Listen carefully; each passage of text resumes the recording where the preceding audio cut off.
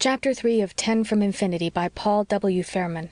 Frank Corson got what was probably the greatest shock of his life when he walked into Ward 5 and saw William Matson lying in bed. It wasn't so much that he hadn't expected it. He had, because he was too firmly locked in reality to believe the man he saw on the Upper East Side could possibly have been the broken-legged Matson. Still, seeing Matson in bed had the effect of bringing unreality into a realm where he had to cope with it. Perhaps, during the trip back to the hospital, he'd been mystically apprised of what lay ahead and wanted subconsciously to avoid it. Perhaps his shock was a cringing away from facing a problem. At the moment, of course, he didn't know what the problem was. There was a mystery here, but only that, and his first thought was to report it to higher authority, the business about the two hearts, and have it investigated. With this thought in mind, he walked down the corridor and reached for the knob of the door marked Superintendent. But quite suddenly he stopped, reversed himself, and went back to Ward 5. He approached Matson's bed and looked down at him. Matson, empty of expression, stared back, and again Frank Corson sensed, rather than saw, the emptiness behind the eyes. "How are you feeling?" "I feel very well. It wasn't a bad break. How would you like to leave the hospital?" "I would like to leave the hospital." Frank felt an odd inner frustration. What in the devil was wrong with the man?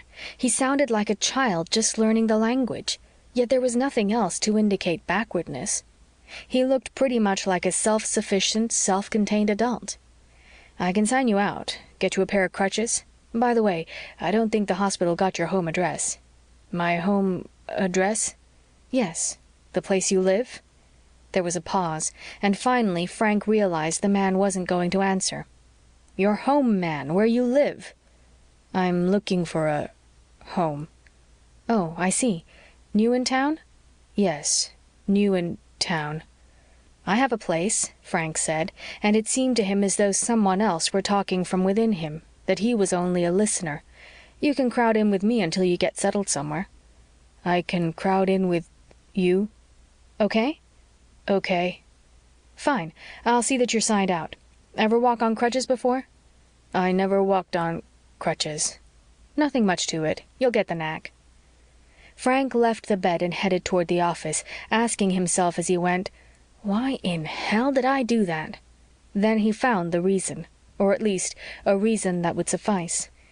The discovery of a man with two hearts might be worth something. At least, it would put Frank Corson, unknown intern, into the spotlight for a while. This was pretty vague thinking, but it made a kind of sense, and Frank settled for it, in lieu of trying to analyze the strange compulsion, the odd foreboding deep within him. "Here's a thing that might do me some good," he told himself. "Why not take advantage of it?"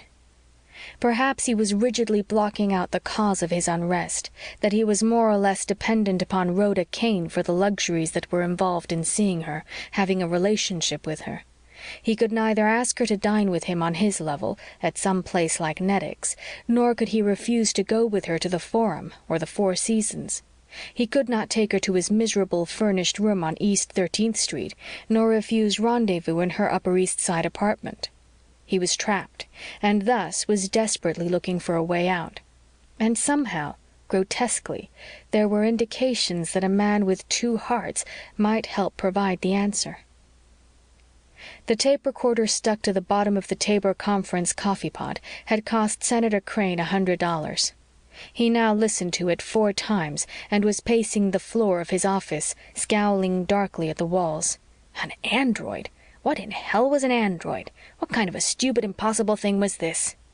In a flash of panic, Crane wondered if it was all a diabolical machination of Brent Tabor's. Maybe Tabor knew all about the recorder. Maybe the whole thing was an elaborate plant to maneuver an earnest, alert senator into making a public fool of himself. Tabor was certainly capable of such a thing. And that was how it had begun to look. Still, that was ridiculous. The Army, the Navy, the Air Force, they were all involved. Only Congress, the true representatives of the people, had been ignored. And by God, he'd do something about it. Crane stopped pacing but continued to scowl at the wall. Now, what department of research could find him some data on androids? Les King was awakened by a knock on his door. He rolled over, blinked, and looked at his watch. A little after 2 in the afternoon, which was equivalent to midnight for Les. He pulled on his robe and went to the door and opened it. He blinked. Sure, no doubt about it. The man standing there was the one he'd snapped on Park Avenue the other AM, lying among a bunch of pigeons with a broken leg. But evidently that hadn't been the case, because his legs were okay now. It couldn't have been a sprain, judging by the way he was standing there. He was a fairly tall, good-looking guy in his middle 40s, maybe. Brown hair, blue eyes with a kind of vacant look about them. And there was something else, goddammit. Something that kept evading Les. Something that had bothered him when he'd first developed the print. Let's see, what is this guy's name? The ambulance intern found it in his jacket pocket on a half-torn identification card. William Matson. But damn it, there was something else. Mr. Lester King? Right. What can I do for you? I had trouble in locating you. I wish to make a purchase. Queer duck. Damned queer. What can I sell you? You were a photographer. You took a picture of a man injured on Park Avenue. I wish to buy that picture. Les knotted his robe and stepped back. Sure. Come on in. The man entered the room and stood silent while Les got out his file. What do you want it for? He asked. It is for my personal use. Sure. Les handed the glossy to the man he identified in his own mind as Matson. That the one? After a grave inspection, the other replied, Yes. How much does it cost me? $10? Without comment, the man sorted a $10 bill from a skimpy roll he took from his pocket and handed it to Les. With that, he turned and walked out, closing the door after him and leaving several questions in Les King's mind. Was this a vanity operation? Had the guy merely wanted a glossy of himself? He hadn't impressed Les as being that kind of man. Was there a reason for wanting the pick off the market? That didn't make sense either, because he hadn't asked for the negative. Quite suddenly, in answer to the really important, the nagging question, Les snapped his fingers. The hem of his dressing gown flapped around his skinny legs as he dived to his old file rack and went back where the dust was thick. He brought out an envelope, dug into it, and found what he was looking for, an old newspaper clipping dated some 10 years back. It consisted of a headline, Local Politician Disappears. The clipping was from the Kenton, New York Chronicle, an upstate weekly, and the news story told how Judge Sam Baker had vanished on a fishing trip to a nearby lake. Accidental drowning had been the verdict, but as yet the body had not been recovered. Les King stared at the clipping.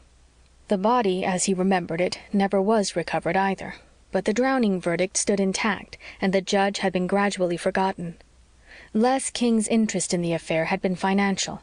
He'd gone to Kenton, talked Baker's widow out of a couple of family photographs, and had hiked back to New York, hoping for a sale to a big daily. But the story hadn't caught on, even though it well might have, because Baker's power extended into Albany and could thus have interested New York City. All in all, it had been a profitless speculation on Les King's part. Now, however, it seemed to be coming to life again. Les stared at the photo under the headline. It was a good one, exceptionally clear. And beyond a shadow of a doubt, it was the man who had just come to Les King's room to purchase a glossy of himself for $10. No wonder the sight of that stranger had nagged at Les. He'd seen that face before. Now just what in the hell have we got here? Les mused. Something definitely worth looking into, that was for sure. He reached for his pants. End of chapter 3.